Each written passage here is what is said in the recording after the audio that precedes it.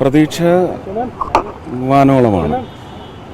അത് സംഭവിക്കണേ എന്ന് പ്രാർത്ഥിക്കുകയാണ്. കാരണം ഇലക്ഷൻ എന്ന് പറയുന്നത് ഇപ്പോൾ സെലക്ഷനേക്കാൾ ഉപരി അത് പല കളികളിലും പെടുന്നു. അത് ജനങ്ങൾ മനസ്സിലാക്കി അങ്ങനെ സർക്കസ് കളിക്കാൻ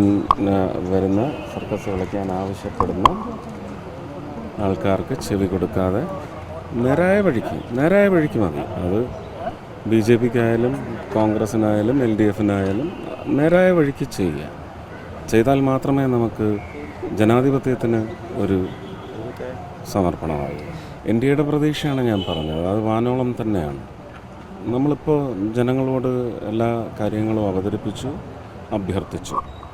ഇനി നമ്മുടെ നിശ്ചയമല്ല, അവരുടെ നിശ്ചയത്തിന് വേണ്ടിയാണ് നമ്മൾ കാത്തു നിൽക്കുന്നത്. ജനങ്ങൾ നിശ്ചയിക്കട്ടെ.